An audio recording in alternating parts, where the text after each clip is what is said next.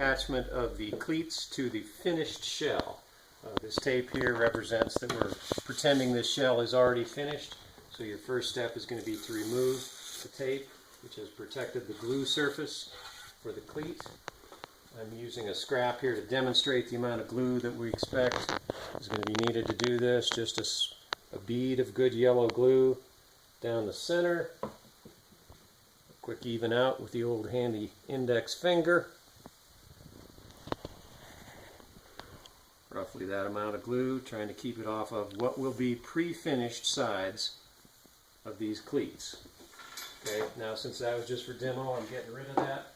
We're coming back to this cleat. We're doing it this way because we're not ready to glue this together since this isn't finished. Okay, this jig marks the location of the cleat on the shell. This is the bottom cleat. Just place it on the edge, make a little pencil mark. Same thing here. Now you get your cleat centered between that as you install it. I've got this cleat preloaded with the screws for these Craig jig type holes. These are zinc plated 1-inch screws with the square type heads and a square drive. Okay, preloaded. I set that thing onto the slot and get lined up left and right so I am equal on those pencil marks I made. We're using an impact driver, variable speed. Get one end down, come to the other.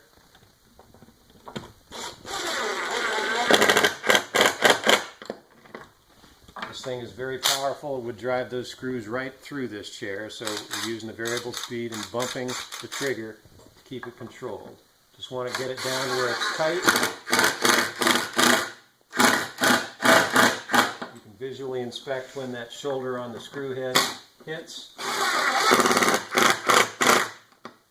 So these are your clamps. These screws are the clamps for that glue to set. So move around to the other side. Okay, we have repositioned for the second cleat, which we're calling the back cleat. It's on the back side of the back of the chair. Okay, so same thing. This is pre-finished here. You have protected the slot with tape. Good glue surface on the bottom. Back cleat mark on each end. Ignore these holes for now. We pre-assembled this in a previous test. Preloaded with screws again. Keep in mind that on both of these cleats, the Craig jig holes and screws are towards the interior.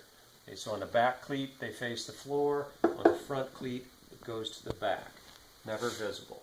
We place that thing down, get centered between the pencil marks, and the same old thing. If there's any slop in the width of this cleat will be visible on the back of the chair to the consumer, so prefer to pull it upwards. And by the way, this also has the bead of glue run on it before we do this. Bead of glue down in position, center between the marks, pulled upwards if there's any slop.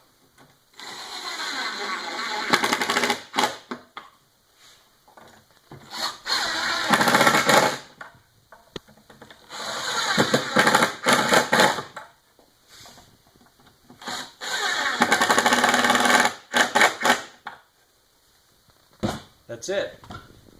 Any glue squeeze out, wipe it off quickly. Slightly damp rag, voila.